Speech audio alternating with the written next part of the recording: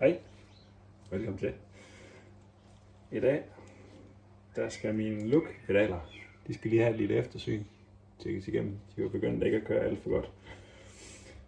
Jeg har aldrig prøvet at lave det før, men jeg prøver mig lidt frem og se, om jeg kan finde ud af, hvordan de fungerer og få dem skilt af, få dem smurt op igen. De kører godt igen. Først så er der en lille endcap her, man skal have for at komme ind til lejerne.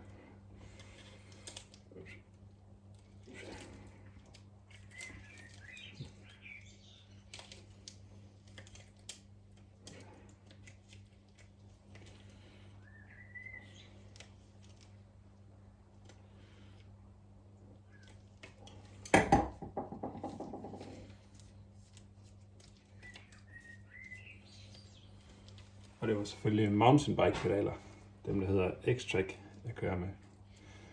Fik jeg endkappen med, og der sidder en lille møtrik herinde, som man skal løsne.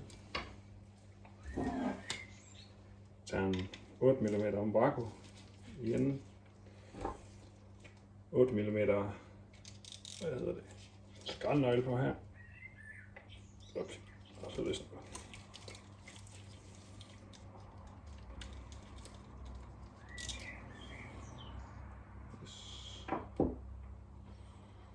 Og så kan man hive pedalen fra hinanden her. Sådan. Se, der er faktisk okay med fedt tilbage herinde. Den kan godt bruge lidt nyt, specielt herude for uden på den flade her. Så den skal lige renses godt ned. Få alt det gamle skidt væk. Vi kan få plads til noget nyt fedt.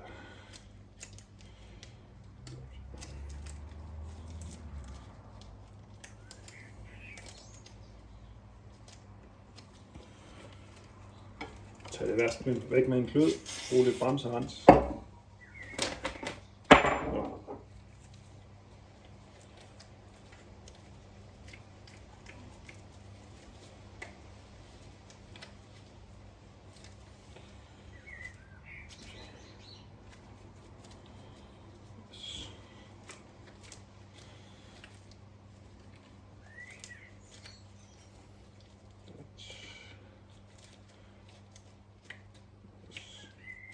Så er den fin ren.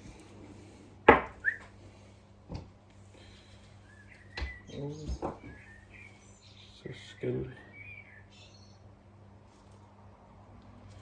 pedalen også lige gøres ren indvendigt.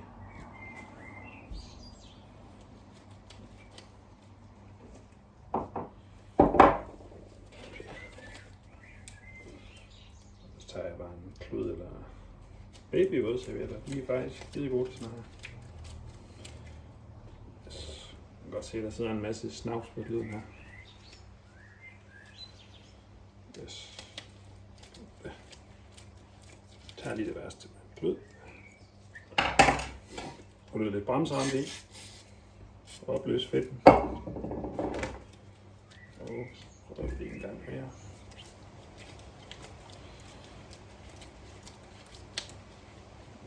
Stadigvæk lidt sort smuds og skidt derinde.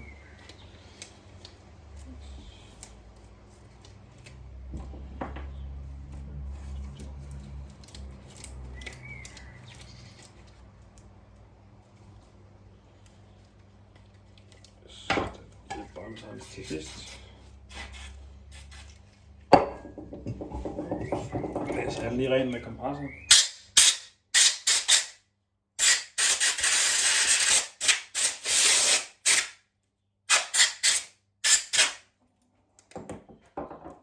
Sammen med akslen.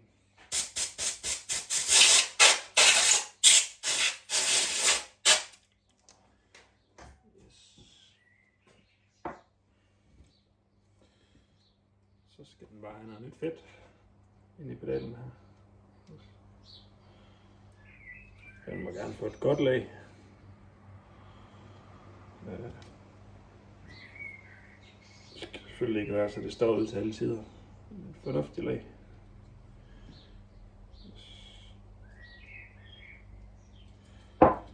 Og det samme med akslen. Den får også lige en omgang fedt.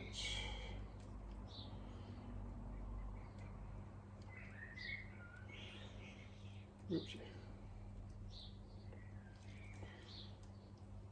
Ja.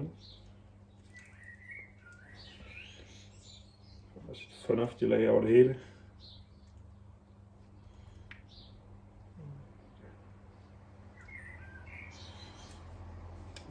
På de her lukpedaler, der sidder der kun et kugleleje yderst.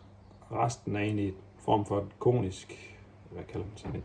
Det er ikke et kugleleje som sådan. Det er bare konisk, og akslen sidder på pedalen her.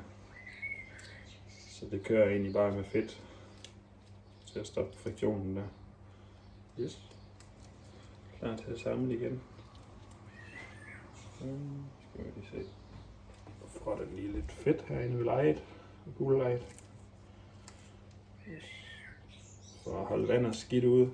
Det er altså en god idé at lige give det lidt fedt her også. På ydersiden af lejerne. Yes.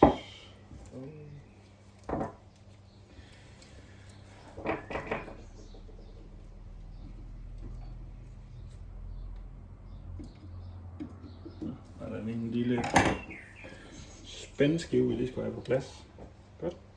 Så skal møtrikken bare på plads i enden her.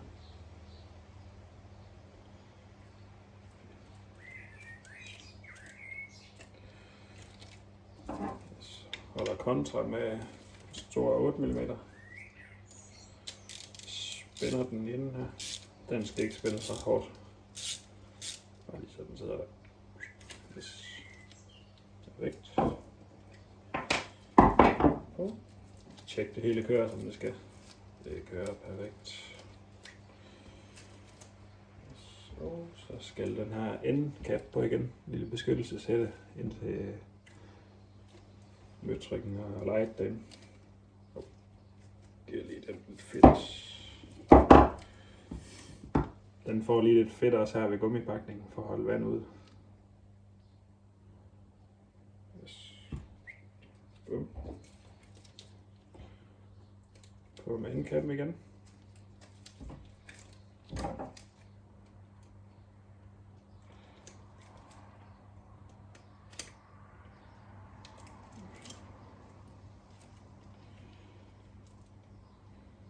Den her endkap, den har sådan 3 splisser.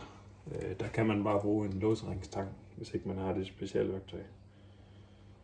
Det er bare plastikgevind. De skal heller ikke spændes særlig hårdt.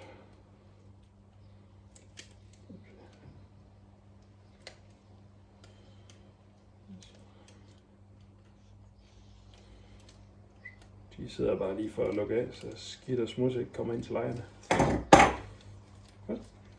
Det var faktisk det. Så kan de forhåbentlig klare det også tid igen, inden de skal have et lille service. De får lige lidt silikone til at beskytte mod rust. Ja. Så lidt hurtig aftørring. Ja.